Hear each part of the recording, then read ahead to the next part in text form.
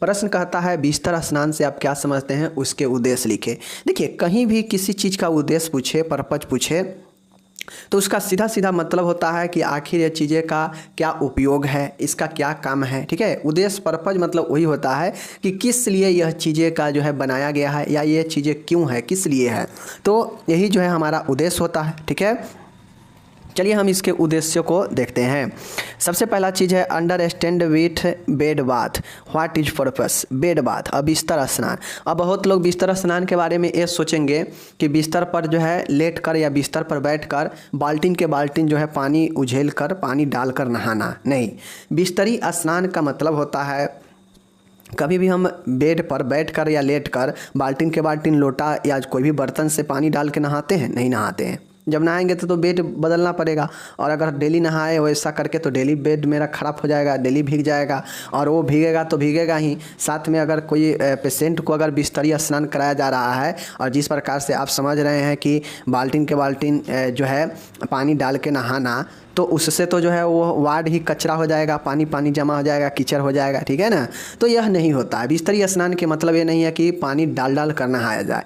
बिस्तरी स्नान का मतलब ये होता है कि वैसा पेशेंट जो बिस्तर से नहीं उतरने वाला हो, बिस्तर से नहीं उठ सकने वाला हो, तो ऐसे पेशेंट को क्या किया जाता है, साफ़ सफाई के लिए उसके शरीर को जो है बाथ किया जाता है, स्पॉन्ज बाथ किया जाता है। स्पॉन्ज बाथ का मतलब है कि बिस्तरी स्नान मतलब बिस्तर पर रहते हुए पेशेंट को साफ़ सफाई करके कपड़ा बदला जाता है। उससे पहले उससे जो है बिस्तर पर जो है शरीर को साफ़ किया जाता है, पानी में कॉटन भिगो कर शरीर को उसको जो है पोंछा जाता है, साफ़ किया जाता है, और यही जो है आपके क्या होते हैं, बिस्तरी स्नान होते हैं। अब ऐसा नहीं है कि बिस्तरी स्नान का मतलब जो है पानी भर भर के नहाया जाए बिस्तर पर, नहीं। ठीक है, चलिए, तो यही चीज़ें है। बिस्तर स्नान उन मरीजों को कराया जाता है जो मरीज स्वयं स्नान करने में असमर्थ हो, तथा जिन मरीजों में स्वयं नहाने की शारीरिक व मानसिक क्षमता की कमी हो। देखिए बिस्तरी स्नान उनको कराया जाता है, देह हाथ उनको पोंछा जाता है कपड़ा भिगाकर, कॉटन भिगाकर, जो मरीज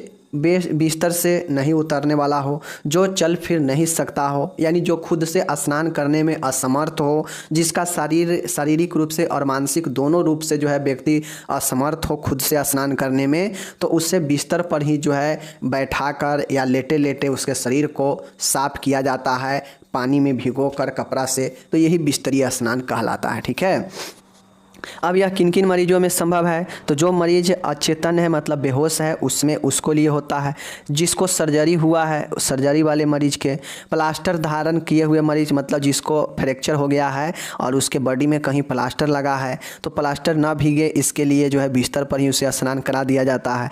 तो यही इस ऐसे ही मरीज को जो है यह बिस्तरी स्नान कराया जाता है। बिस्तरी स्नान के बारे में समझ गए। अब यह बिस्तरी स्नान जो है यह इसका क्या उद्देश्य है, मतलब इसका क्या काम है, किस उद्देश्य के साथ जो है बिस्तरी स्नान कराया जाता है किसी मरीज को, क्या क्या इसका फायदा है, क्या क्या उद्देश्य है। बिस्तरी स्नान के निम्नलिखित प्रमुख उद्देश्य है। ठीक है, बेड बाथ का क्या क्या उद्देश्य है, तो अलग अलग बहुत सारे, किसी भी चीज़ का अनेकों जो है उद्देश्य होता है, अनेकों जो है इसका पर्पज होता है। ठीक है, तो उसी प्रकार से बिस्तर स्नान का भी अनेकों उद्देश्य होते हैं। पहला है रक्त परिवहन को बढ़ाना। ठीक है, जब व्यक्ति कोई बहुत दिनों तक नहीं नहाता है तो देखिएगा उसके शरीर में कालापन, काला काला आने लगता है। ऐसा तब होता है क्योंकि वह व्यक्ति जब नहीं नहाता है तो उसका शरीर का जो ब्लड सर्कुलेशन होता है वह ज़्यादा अच्छा नहीं होता है। तो जो व्यक्ति ज़्यादा डेली नहाता है देखते हुइएगा उसके शरीर पर ग्लो रहता है, चमक रहता है। क्यों? क्योंकि उसके ब्लड का जो है रौनक सर्कुलेशन बना रहता है। तो इसलिए भी बिस्तरी स्नान कराया जाता है ताकि रक्त परिवहन बना रहे। ठीक है, बढ़ना, थकान व चिंता को दूर करने के लिए स्नान करने से मन हल्का हो जाता है। तो इसीलिए जो मरीज बेहोश है, ठीक है, या प्लास्टर लगा है तो वह खुद से नहीं नहाता है तो उससे साफ़ सुथरा किया जाता है, पानी में कपड़ा भिगोकर, यानी बिस्तर पर ही उसे साफ़ किया जाता है, बिस्तरी स्नान कराया जाता है। तो उससे थकान व चिंता उसको कम होता है। सक्रिय एवं निष्क्रिय व्यायाम हेतु, अब नहाते नहाते मरीज का व्यायाम भी करा दिया जाता है, सक्रिय और निष्क्रिय व्यायाम। ओके, अच्छी नींद को प्रेरित करने के लिए भी जो है नहाया स्नान कराया जाता है मरीज को। शारीरिक तापक्रम नियंत्रण हेतु, अगर पेशेंट का शारीरिक तापक्रम बढ़ गया है तो तापमान को कंट्रोल करने के लिए भी जो है यह शरीर को साफ किया जाता है, पानी भिगोकर पोंछा जाता है। यानी यूँ कहा जाए तो स्नान कराया जाता है। मरीज को स्वयं स्वच्छ, स्वस्थ एवं तरोताज़ा महसूस कराना। अब जो मरीज अपने आप में बहुत गंदगी महसूस कर रहा है, ठीक है, सैडनेस फील कर रहा है, तरोताज़ा महसूस नहीं कर रहा है, तो मरीज को स्वयं स्वच्छ, स्वस्थ और तरोताज़ा महसूस कराने के लिए जो है स्नान कराया जाता है, ठीक है। शरीर से धूल, मिट्टी, जीवाणु को निकालकर शरीर को स्वच्छ बनाना। अब कोई मरीज जो है बहुत दिनों से बेड पर पड़ा हुआ है, उसे अगर शरीर को कपड़ा भिगोकर साफ नहीं करते हैं तो उसके शरीर पर धूल, मिट्टी, जीवाणु जो है क्या होते हैं, बैठ जाते हैं, जो क्या होते हैं संक्रमण और गंदगी को फैलाते हैं। तो उसके लिए बचाने के लिए भी जो है व्यक्ति को स्नान कराया जाता है।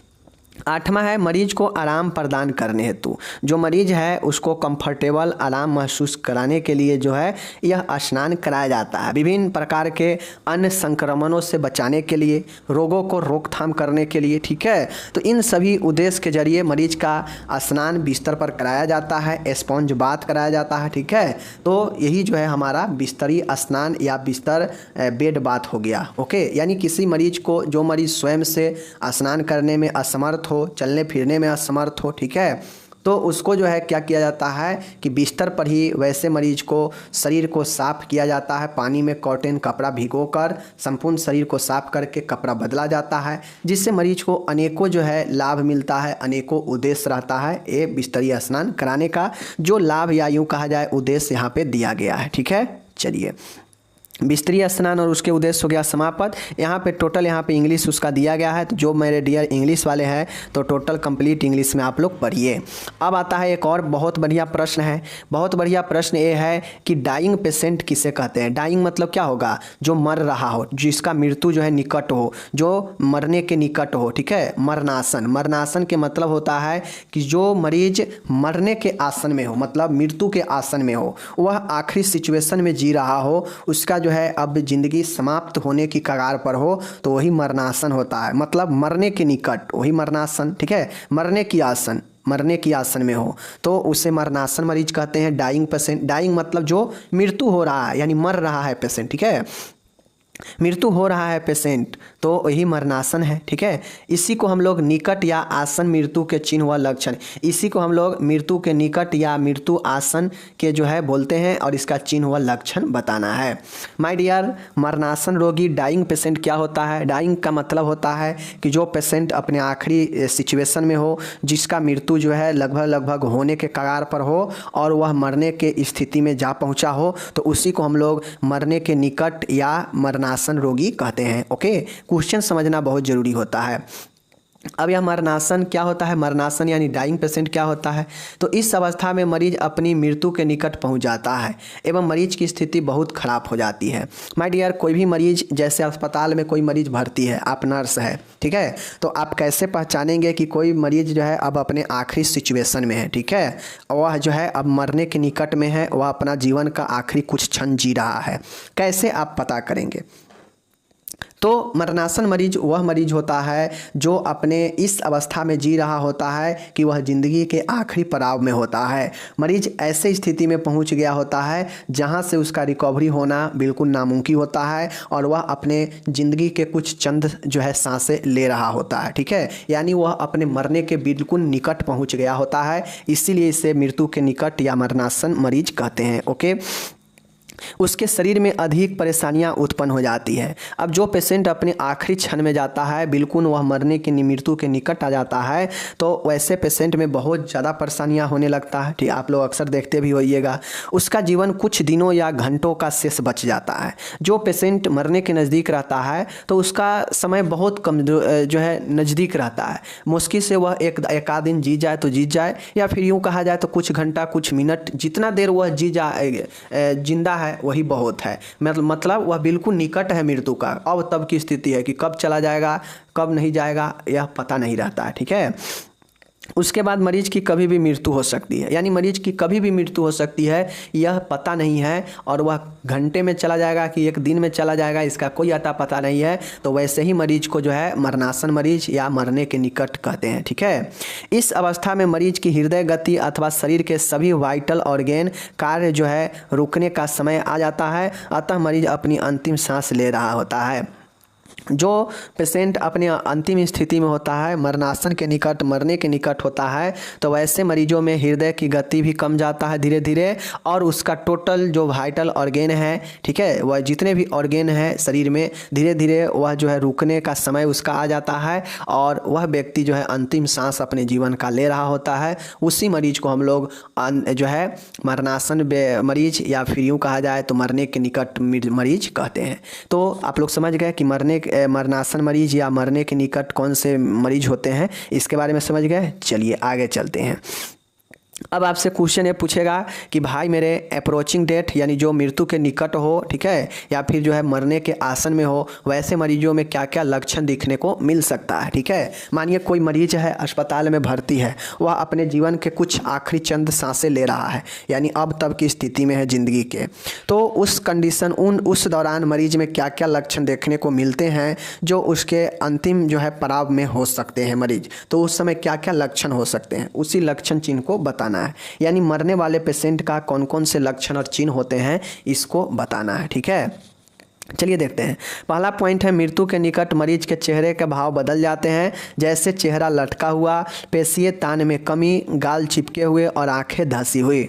अब जो पेशेंट चाहे बूढ़ा हो चाहे कोई हो, वह पेशेंट अपने आखिरी सांस ले रहा होता है, यानी मरने के बिल्कुल निकट होता है, वह मरने के आसन में आ चुका होता है। तो उस आसन में होता यह है कि मरीज का चेहरा लटका हुआ रहता है, उसका जो मसल्स जो मांसपेशी होता है उसमें जो तान होना चाहिए, जो उसमें टाइटनेस होनी चाहिए, वह कम जाता है, या और आंखें उसका धंस जाता है, गाल चिपका हुआ रहता है। तो यह मरने वाले मरीज के जो है लक्षण चिन्ह है। आगे है, मरीज अचानक चुपचाप व उदास हो जाता है। अब मरीज जो होता है, जब वो उसका अंतिम समय रहता है कुछ घंटे कुछ दिन का, तो वह मरीज जो है क्या होता है, बिल्कुल शांत हो जाएगा, बिल्कुल चुपचाप उदास रहने लगता है। ठीक है, आगे देखिए, मरीज अधिकतर नींद में रहता है। जब व्यक्ति का मृत्यु आ जाता है नज़दीक में, तो वैसा व्यक्ति, वैसा मरीज जो है अधिकतर जो है अपना सोने में ही बिताता है, समझ गए, यानी अधिकतर वह नींद ही लेते रहता है। मरीज की पहचानने की शक्ति खत्म हो जाती है। अब ऐसा पेशेंट आप लोग देखते हुए होइएगा कि अस्पताल में अब तब की स्थिति बना हुआ किसी पेशेंट को रहता है, तो वह पेशेंट जो है एकदम उदास रहेगा। ठीक है, ज़्यादातर वह जो है नींद में ही रहेगा। वह पेशेंट जो है किसी को पहचानना जो है अब धीरे धीरे समाप्त होने लगेगा, उसका अंदर का शक्ति, ठीक है ना, पहचानने की शक्ति जो है व्यक्ति का, मरीज का ख़त्म होने लगता है। मरीज बोलने एवं पुकारने में अस्पष्ट भाषा प्रयुक्त करता है। मतलब देखते होइएगा कि कोई मरीज, फिल्म में भी अक्सर देखते होइएगा कि जब मरीज जो है अपने अंतिम स्थिति में होता है, तो वह अपने कोई शाखा संबंधी को खोजता है तो वह स्पष्ट नहीं बोल पाता है। ठीक है, या यूँ, और साथ में ये भी होता है कि अगर उसके सामने कोई अपना भी खड़ा होता है तो वह पहचान नहीं पाता है। तो यह सब जो है निकट समय के चिन्ह दिखता है।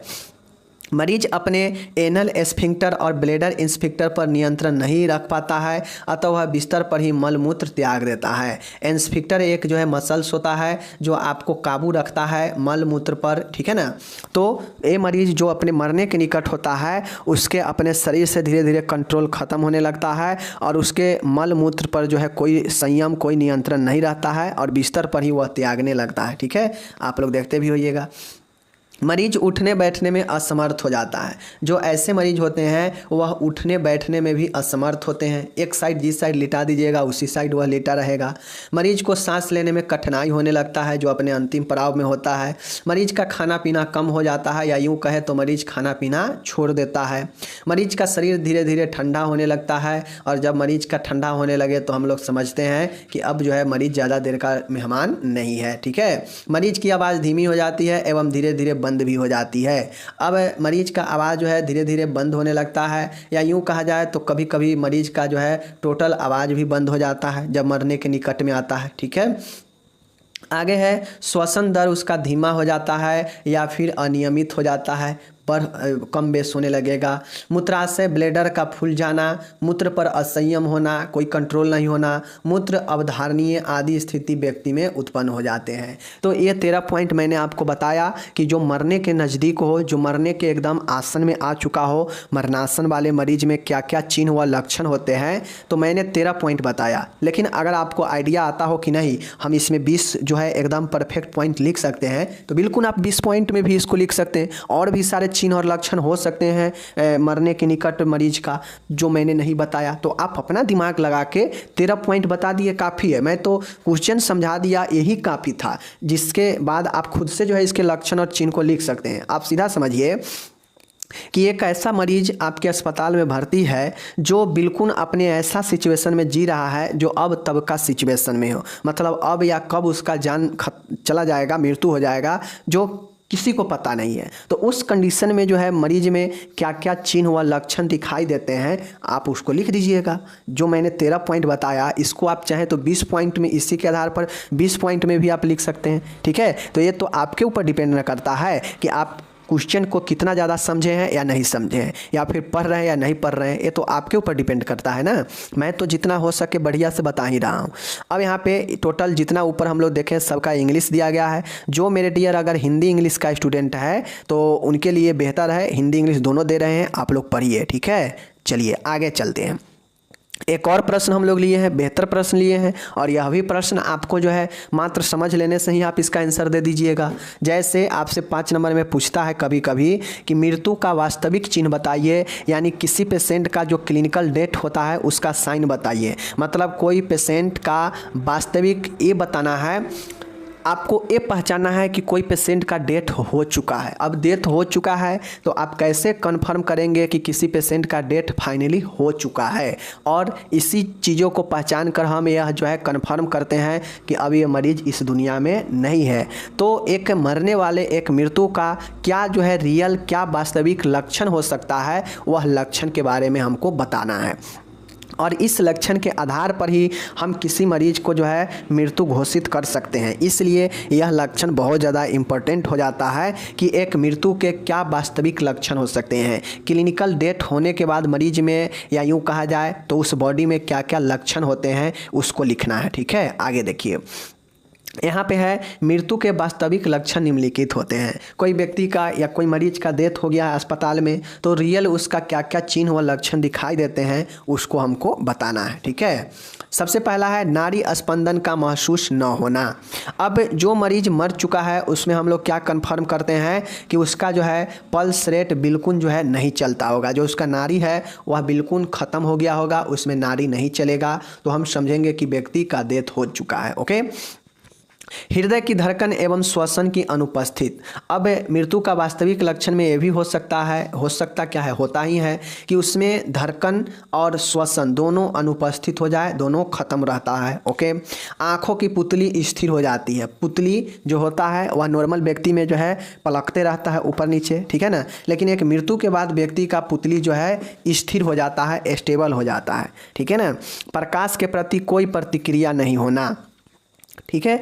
आप झूठों के सोने की आप बहाना कीजिए और आपके सामने जो है आपके आंख बंद कर लीजिए और आप सोने की बहाना कीजिए, लेकिन आपके सामने अगर आप एक टॉर्च जलाया जाएगा तो आपको अनुभूति होने लगेगा कि हमके सामने टॉर्च जल रहा है, ठीक है ना। लेकिन एक मृत्यु वाले व्यक्ति जिसका मृत्यु हो चुका है उसको प्रकाश के प्रति कोई अनुभूति नहीं होगा, कोई प्रतिक्रिया नहीं होगा, चाहे आप उसके आँख के सामने आग ले आइए तब या टॉर्च जलाइए तब, उसको कोई प्रतिक्रिया नहीं होगा, क्योंकि उसका जान खत्म है, मृत्यु हो चुका है। तो प्रकाश के प्रति कोई प्रतिक्रिया नहीं करता है ऐसे मरीज जो जिसका मृत्यु हो चुका हो, तो हम समझते हैं कि इसका डेथ हो गया है। सभी प्रतिवर्त रिफ्लेक्स का अनुपस्थित होना। जो व्यक्ति वास्तविक में रियलिटी में मर चुका होता है उसमें टोटल रिफ्लेक्स एब्सेंट हो जाते हैं, जैसे हाथ पैर का हिलाना डुलाना, ठीक है, गर्दन का इधर उधर करना, पैर चलाना, ये टोटल के टोटल जो है उसमें रिफ्लेक्स जो है ख़त्म हो जाते हैं, ओके। आगे देखिए, छठा पॉइंट है शरीर का कड़ापन या अकड़ना, स्टिफनेस विकसित हो जाना। अब जो मरीज डेथ कर जाता है उसमें धीरे धीरे उसका शरीर अकड़ने लगता है, उसका शरीर जो है अकड़न होने लगता है, स्टिफनेस जो है आने लगता है, उसके बॉडी में टाइट होने लगता है, तो हम समझते हैं कि व्यक्ति का डेथ हो चुका है। शरीर का तापक्रम कम हो जाना। अब जैसे ही व्यक्ति जो है डेथ होता है उसका ब्लड सर्कुलेशन ख़त्म हो जाता है। अब जब ब्लड सर्कुलेशन ख़त्म हो जाता है तो क्या होता है, शरीर में जो है टेम्परेचर ऑटोमेटिक कम जाएगा, क्योंकि हम लोग को पता है कि ब्लड सर्कुलेशन से हमारे बॉडी को टेम्परेचर भी मिलता है। तो जैसे ही ब्लड सर्कुलेशन, व्यक्ति का डेथ हो गया है, ब्लड सर्कुलेशन ख़त्म तो टेम्परेचर भी गिर जाता है, ठीक है। आगे है आँखों एक जगह स्थिर हो जाना। अब आँख जो है, जो लेंस है, जिस साइड आप कर दीजिएगा उसी साइड वह स्थिर रहेगा, यानी एक ही जगह पर स्थिर रहेगा, आँख इधर उधर नहीं होगा, चूँकि उसका डेथ हो चुका है। ठीक है। पलकों का न झपकना, जो आईलिड है, जो पलक है, वह नहीं झपकेगा, जबकि एक व्यक्ति जो जिंदा है उसमें पलक जो है झपकेगा ही झपकेगा। ठीक है। किसी उद्दीपन के प्रति कोई प्रतिक्रिया नहीं होना। उद्दीपन का मतलब आप जो है उसे बाइट कीजिए, चींटी काटिए, नहीं पता चलेगा उसको। ठीक है। उसके सामने कोई जो है शोरगुल कीजिए, उसको कोई पता नहीं चलेगा। ठीक है। उसके सामने आग जला दी, कोई पता नहीं चलेगा। ठीक है। उसके सामने अपना हाथ जो है उसके आंखों के सामने ले जाइए, कोई पता नहीं चलेगा। यानी उसका उद्दीपक के प्रति, किसी वस्तु के प्रति, किसी चीज़ों के प्रति प्रतिक्रिया बिल्कुल ख़त्म हो जाता है। ठीक है। पुतलियों का फैल जाना, और जो पुतली होता है वह फैल जाता है। ठीक है। जबड़े का शिथिल पड़ जाना, मुंह थोड़ा खुला होना, और जब व्यक्ति का डेथ हो जाता है तो मुंह थोड़ा सा खुला हुआ रहता है। ठीक है। और उसका जो जबड़ा होता है वह शिथिल पड़ जाता है, यानी कमज़ोर पड़ जाता है। ठीक है। तो यही जो है एक वास्तविक का मुख्य लक्षण होता है मृत्यु का, जो मृत्यु होने के बाद इन सारे चीज़ों को जो है व्यक्ति में दिखाई देता है। तो यही मृत्यु का वास्तविक लक्षण है। एक व्यक्ति में मृत्यु होने के बाद यह सारे के सारे लक्षण दिखाई देनी चाहिए, और जब यह लक्षण दिखाई देने लगता है तो हम समझते हैं कि व्यक्ति रियलिटी में, वास्तविक में डेथ हो चुका है, और हम लोग एज ए मेडिकल स्टाफ घोषित कर देते हैं कि आपके पेशेंट अब इस दुनिया में नहीं रहा। ठीक है। कोई दिक्कत नहीं। तो हम लोगों ने क्या पढ़ा? 3 क्वेश्चन हम लोगों ने पढ़ा। एक हम लोगों ने पढ़ा बेड बाथ यानी बिस्तरी स्नान और उसका उद्देश्य। दूसरा मैंने पढ़ा कि मरने के निकट यानी मरणासन व्यक्ति मरीज कौन सा होता है। जो व्यक्ति मरने के निकट हो, जो मरणासन में हो, मरने की आसन में हो, उनमें क्या क्या चिन्ह व लक्षण होते हैं। तीसरा प्रश्न मैंने देखा कि जो व्यक्ति का डेथ हो चुका हो तो हम कैसे पहचानेंगे कि इसमें वास्तव में डेथ हो चुका है, यानी वास्तविक चिन्ह व लक्षण मृत्यु का क्या होता है, वही जो है यहाँ पे बताया गया है।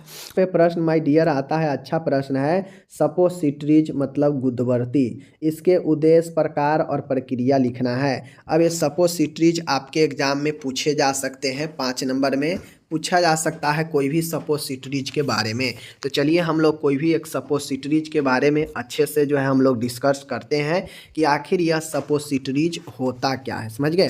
देखिए, सपोसिटरी कुछ नहीं होता है। सपोसिटरी जो होता है, मान गए कोई मुंह से दवा नहीं ले रहा है, समझ गए, कोई इंजेक्शन के थ्रू दवा उसको नहीं दे सकते हैं, तो ये सपोसिटरी जो है आपका योनि में या फिर गुद्दा के रास्ते, मतलब जहाँ से मल त्यागते हैं उस रास्ते से हम दवाई को डाल देते हैं, और यह सपोसिटरी एक ठोस रूप में होता है। समझ गए? आप लोग देखते भी होइएगा कि कुछ इस प्रकार से जो है आपके इस प्रकार से सपोसिटरीज बना होता है। कोई पेशेंट को दर्द हो, समझ गए, एनीमा देना हो, कुछ भी हो, यह ठोस रूप में सपोसिटरीज बना होता है। समझ गए? यह जो है छिद्र में डाल दिया जाता है, रख दिया जाता है, और यह चूँकि ठोस में होता है, लेकिन जैसे ही हम इस छिद्र में रखते हैं, चाहे वैजिनल में हो, चाहे वो आपका रेक्टल में हो, कहीं भी रखते हैं, धीरे धीरे यह ऑब्जर्व कर लिया जाता है, घुल जाता है। समझ गए? अवशोषण हो जाता है, और धीरे धीरे यह ऊपर की तरफ, अंदर की तरफ चला जाता है, फिर अपना ये प्रभाव दिखाता है। तो यही सपोसिटरीज होता है, हम आपको बताएंगे आगे। पहले देखिए सपोसिटरीज होता क्या है। माय डियर, गुदवर्ती सपोसिटरीज। सपोसिटरीज का मतलब होता है कि गुदवर्ती एक औषधीकृत कोन के आकार का या अंडाकार पिंड की तरह दिखाई देता है। अब देखिए, गुदवर्ती एक औषधीकृत होता है, जैसे मान गए यहाँ पे कोन के आकार का कह रहा है ना, मतलब इस टाइप से होता है। समझ गए? मैं आपको बता दे रहा हूँ, टेंशन लेने की कोई ज़रूरत नहीं है। ऐसे होता है, समझ गए? ये ऐसे जो है आपके एक प्रकार से कहिए ना कि जो छोटे छोटे जो खल्ली होता है ना, खल्ली जो होता है लिखने वाला बोर्ड पे वाइट कलर वाला, वही जो है उसी प्रकार से समझिए तो रहेगा। और जैसे ही आप खल्ली को पानी में रख दीजिए तो घुल जाएगा। उसी प्रकार से ये ठोस रूप में कोन के आकार में जैसे ऐसे जो है ये होता है। समझ गए? ऐसे ही होता है, तो ये होता है। समझ गए? और या तो फिर यह अंडाकार में भी होता है, पिंड के समान होता है, और यह मलाशय, रेक्टम और वैजिना में प्रवेश कराते हैं, मतलब रख देते हैं, अंदर जो है छिद्र में डाल देते हैं, और यह शरीर के तापमान से धीरे धीरे ऑब्जर्व हो जाता है, घुल जाता है। योनि में डालेंगे तो योनि में, और गुद्दा में डालेंगे तो गुद्दा में यह घुल जाता है, लेकिन होता है यह ठोस के आकार में पहले। समझ गए?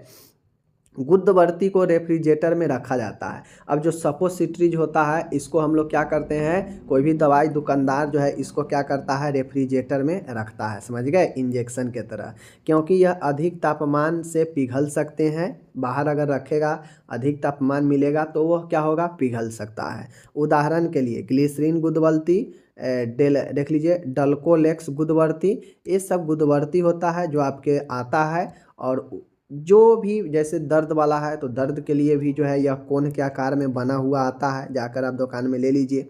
यह तब दिया जाता है जब मरीज मान गए अनकॉन्शियस है, मरीज मुंह से दवाई नहीं ले रहा है, समझ गए, उसको नस में भोंक नहीं सकते हैं, दिक्कत है, तो हम उसके भेजीना में, अगर फीमेल है तो भेजीना में, और मेल है तो उसके गुदवर्ती के मतलब गुद्दा के रास्ते डाल देंगे, और वह क्या होगा, धीरे धीरे अंदर ऑब्जर्व हो जाएगा और फिर उसका असर बॉडी में जाएगा।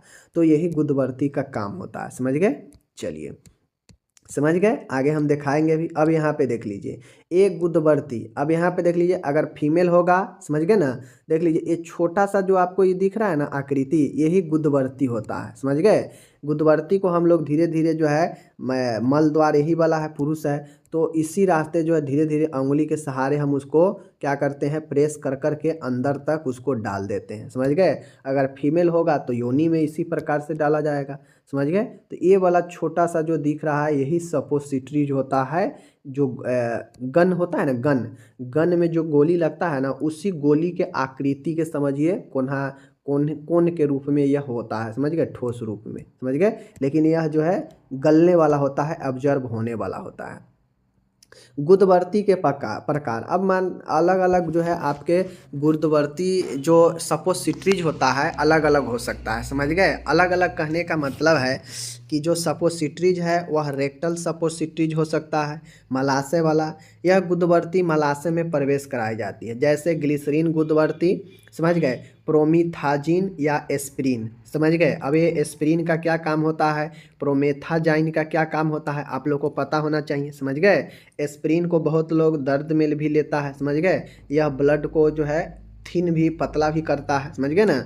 तो ये चीज़ को ध्यान में रखना है। मतलब देखिए वह रहता है एक दवाई ही, समझ गए, लेकिन वह ठोस के रूप में इस आकृति में बना कर रखा जाता है ताकि उसको अंदर डालने में आसानी होगा, समझ गए। तो इसलिए ऐसा रहता है। बाकी जैसे हम अगर फीवर है पैरासीटामोल लेंगे तो फीवर कम जाएगा, दर्द भी कमेगा, तो उसी प्रकार से इसका भी पैरासीटामोल को अगर आएगा सपोसिट्रीज में तो उसको हम गुद्दा में या वेजिनल में डाल देंगे तो वह धीरे धीरे एब्जॉर्ब हो जाएगा, तो काम वही करेगा, लेकिन रास्ता सिर्फ अलग है, समझ गए। चलिए तो ये चीज़ समझ गए, याद रखिएगा। दूसरा है ये वेजिनल सपोसिट्रीज, इसे योनि में प्रवेश कराया जाता है। यह मलाशय गुदवर्ती से बड़ी होती है, मतलब ये सपोसिट्री जो वेजिनल वाला होता है यह बड़ा होता है गुद्दा मलाशय वाला से, समझ गए। इसका आकार रॉड, समझ गए, रॉड शेप में लंबा होता है। इसका उपयोग गाइनकोलॉजिकल संबंधित उपचार के लिए किया जाता है, जैसे कैंडिडियासिस, समझ गए, कैंडिडियासिस। जैसे आप लोग को देखिएगा कि जैसे अगर किसी को वेजिनल अगर मान गए इन्फ्लामेशन हो जाता है, संक्रमण हो जाता है, तो डॉक्टर उसको दवाई देता है और कहता है कि आप फीमेल को कि आप अपने वेजिना में इसको डालिएगा, तो वह एक सपोसिट्री के समान ही रहता है। वह वेजिना में डालने के बाद धीरे धीरे योनि में डालने के बाद एब्जॉर्ब हो जाता है, विलीन हो जाता है, समझ गए, और काम दवाई के तरह ही असर करता है। तो योनि गुदवर्ती जो है मलाशय से बड़ा होता है, रड के समान, जिसका उपयोग गाइनकोलॉजिकल संबंधित उपचार के लिए किया जाता है, जैसे कैंडिडियासिस, समझ गए। आगे चलिए, तीसरा है यूरेथ्रल सपोसिट्रीज। यूरेथ्रल सपोसिट्रीज का मतलब है कि इसे मूत्र मार्ग में प्रवेश कराया जाता है। यह पेंसिल के आकार का होता है। इसका उपयोग सीवियर इरेक्टाइल डिस्फंक्शन के उपचार के लिए किया जाता है। अब यहाँ पे मैं आपको बता देता हूँ, तीसरा जो है यूरेथ्रल सपोसिट्रीज का मतलब है कि जो मूत्र मार्ग होता है फीमेल का, मेल का। अब मान गया किसी मेल का पेनिस जो है प्रॉब्लम है, पेनिस में अगर उसे पेनिस अगर इरेक्टाइल मतलब तनाव में कमी आ रहा है पेनिस में, तो क्या होगा कि वैसे मरीजों को यह यूरेथ्रल सपोसिट्रीज डालकर उसे जो है इरेक्टाइल डिस्फंक्शन को कम किया जाता है, मतलब उसके तनाव को लाया जाता है, समझ गए। तो यह सीवियर इरेक्टाइल ईडी के उपचार में किया जाता है और यह सीवियर कंडीशन में होता है, जो आपके सेक्सुअल डिजीज से रिलेटेड मरीज होगा, जिसका अगर पेनिस इरेक्टाइल नहीं हो पाता होगा, सीवियर कंडीशन होगा, तो उसे यूरेथ्रल सपोसिटरीज के जरिए जो है उसका उपचार किया जाता है, तनाव लाया जाता है, समझ गए। चलिए अब यहाँ पे आ गया हमारा उद्देश्य, पर्पज। अब इन सभी जो भी हम लोग तीनों प्रकार देखे हैं, सपोसिटरीज देखे हैं, इसका क्या उद्देश्य होता है, यह क्यों जो है अलग अलग तरीके से सब में डाला जाता है, इसका क्या उद्देश्य है। तो माय डियर उद्देश्य यही होता है, अगर किसी को डायरिया हुआ है, अतिसार, तो उससे बचाने के लिए, मलाशय में अगर कोई संक्रमण है तो उससे बचाने के लिए, मलाशय को प्रदाह को रोकने के लिए, समझ गए, श्लेष्मीय स्राव को बढ़ाने हेतु, श्लेष्मा जो स्राव है उसको बढ़ाने के लिए।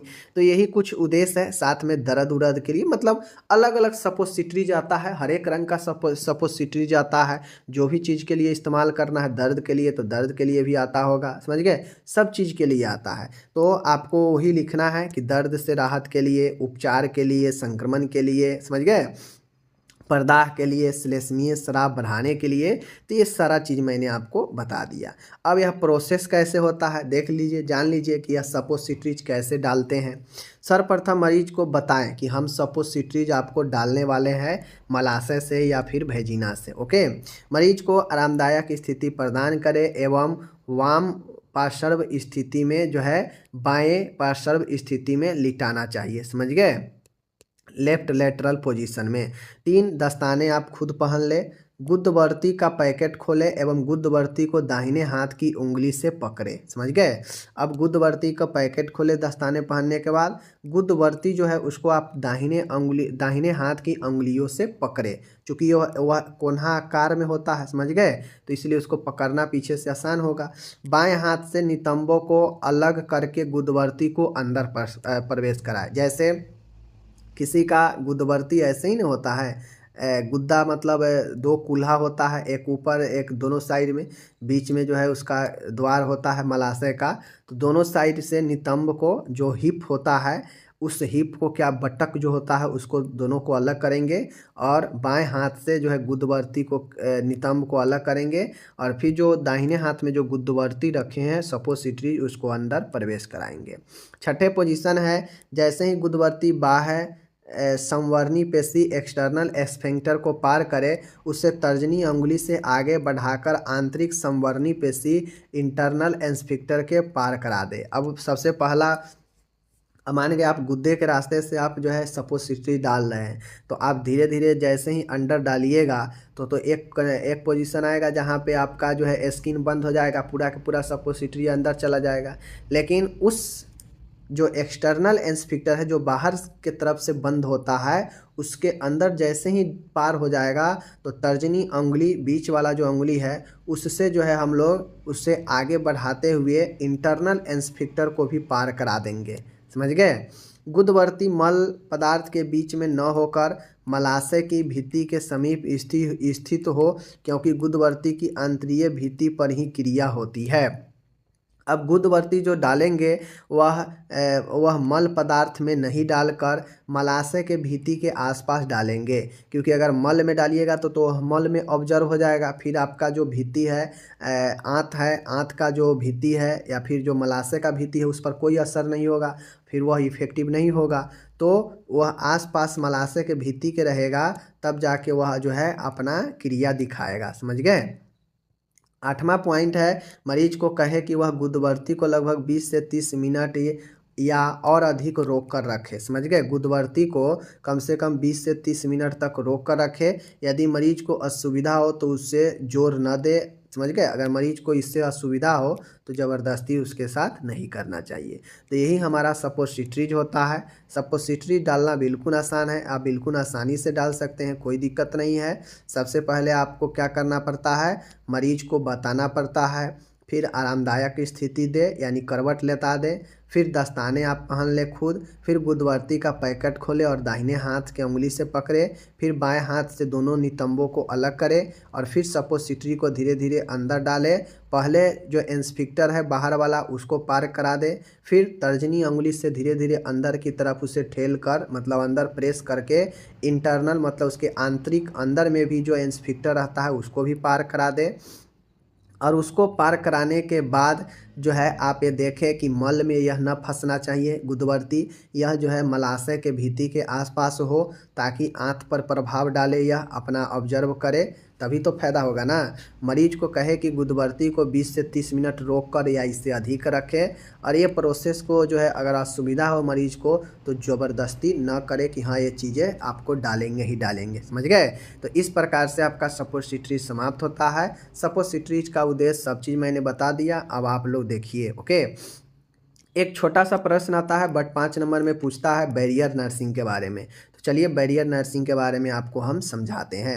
बैरियर नर्सिंग, इसी को हम लोग अवरोधक नर्सिंग भी कहते हैं, समझ गए, अवरोधक नर्सिंग कहते हैं, समझ गए, याद रखिएगा शब्द बैरियर नर्सिंग। बैरियर नर्सिंग एक प्रकार की नर्सिंग देखभाल की विधि है। देखिए बैरियर नर्सिंग जो है एक प्रकार का नर्सिंग देखभाल की विधि है। ओके, जो गंभीर संक्रमण से ग्रसित मरीज के साथ उपयोग में ली जाती है, इसे बेड साइड आइसोलेशन भी कहते हैं। देखिए बैरियर नर्सिंग जो होता है यह एक प्रकार की नर्सिंग देखभाल की विधि है, मेथड है। ओके, जो गंभीर संक्रमण से ग्रसित मरीजों के साथ उपयोग में लिया जाता है, इसे बेड साइड आइसोलेशन भी कहते हैं। ओके, इसका मुख्य उद्देश्य होता है कि संक्रमित रोगी तथा अन्य रोगी एवं स्वास्थ्य कर्मियों के मध्य पार संक्रमण क्रॉस इन्फेक्शन में अवरोध यानी पैदा करना यानी रोकना। देखिए बैरियर नर्सिंग का मुख्य उद्देश्य यही होता है कि जो संक्रमित रोगी है और संक्रमित रोगी तथा अन्य रोगी जो एक नॉर्मल रोगी है साथ में अन्य स्वास्थ्य कर्मियों के बीच में क्रॉस इन्फेक्शन मतलब एक से दूसरे में न हो इन्फेक्शन, इसको रोकना अवरोध करना ही इसका मुख्य उद्देश्य होता है, समझ गए बैरियर नर्सिंग का। इस विधि में नर्स सावधानी हेतु गाउन, ग्लव्स, मास्क, स्क्रीन एवं सख्त संक्रमण रहित तकनीक स्ट्रिक्ट एसेप्टिक तकनीक का प्रयोग करती है और यही बैरियर नर्सिंग होता है। तो देखिए बैरियर नर्सिंग का मतलब ये होता है कि नर्स के द्वारा किया गया प्रयास जो नर्स के साथ साथ दूसरे मरीज को और अन्य स्वास्थ्य कर्मियों को बीच में क्रॉस इन्फेक्शन होने से बचाया जाए, रोका जाए, वही जो है बैरियर नर्सिंग होता है, समझ गए। तो बैरियर नर्सिंग में यही चीज़ें होता है। इसका उद्देश्य होता है कि एक संक्रमित मरीज है, साथ में कोई नॉर्मल मरीज है और अन्य भी स्टाफ है हेल्थ स्वास्थ्य का, इन सबके बीच में क्रॉस इन्फेक्शन, चूँकि क्रॉस इन्फेक्शन जानते हैं कि एक से दूसरे में फैलना, पार संक्रमण, तो यह संक्रमण की रोकथाम अवरोध पैदा किया जा सके जिसमें एक से दूसरे में न फैले।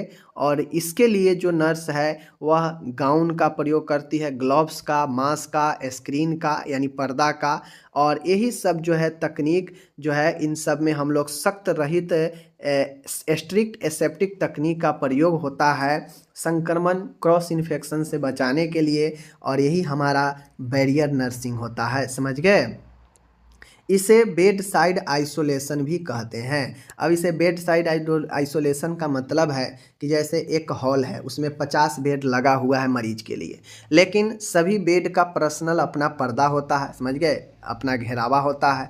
बेड अलग अलग दूरी पर सही दूरी पर करके रखे जाते हैं, एक दूसरे के बीच में नज़दीकियाँ ज़्यादा नहीं रहता है जिससे संक्रमण एक दूसरे से क्रॉस इन्फेक्शन न फैले। तो इसीलिए इसे बेड साइड आइसोलेशन भी कहा जाता है, क्योंकि जिस बेड पर मरीज होता है उसी बेड को एक प्रकार से रूम के तरीके से बना दिया जाता है जिसमें चारों साइड से पर्दा भी रहता है, समझ गए। मरीज के लिए अपना सब चीज़ होता है। उस मरीज को जो है उस मरीज को अगर देखभाल करना हो तो उसके लिए नर्स जो है गाउन, ग्लव्स, मास्क और स्क्रीन ये सब का उपयोग करती है जो बिल्कुल सख्त संक्रमण रहित होता है, स्ट्रिक्ट एसेप्टिक तकनीक वाला होता है, और उसी को हम लोग बैरियर नर्सिंग कहते हैं, समझ गए। तो बैरियर नर्सिंग एक प्रकार से देखभाल करने की विधि है जिसमें उन सारे विधियों का इस्तेमाल किया जाता है नर्स के द्वारा जो दूसरे मरीज, स्वास्थ्यकर्मी तथा खुद को भी जो है क्रॉस इन्फेक्शन होने से बचाया जा सके, अवरोध किया जा सके, अवरोध पैदा किया जा सके, और वही जो है बैरियर नर्सिंग होता है। चीज़ों को समझ गए? और उसके लिए यहाँ पे कौन कौन सावधानी है यहाँ पे पता है, समझ गए? तो ये सारा चीज़ बैरियर नर्सिंग के बारे में आपको बता दिए। आप जो भी लोग हैं डियर स्टूडेंट, आपसे 5 नंबर में बैरियर पूछेगा तो लिख दीजिएगा। अब ऊपर मैंने टोटल हिंदी बता दिया तीनों प्रश्न का। तीनों प्रश्न का यहाँ पे इंग्लिश दिया गया है, आप आराम से इसको जो है पढ़ सकते हो, कोई दिक्कत नहीं है। मैंने यहाँ पे एक साथ दे रखा है, एक साथ ऊपर टोटल हिंदी दे रखा है, नीचे टोटल एक साथ यहाँ पे इंग्लिश दे दिए हैं, ताकि आप लोग को पढ़ने में कोई असुविधा ना हो। ओके।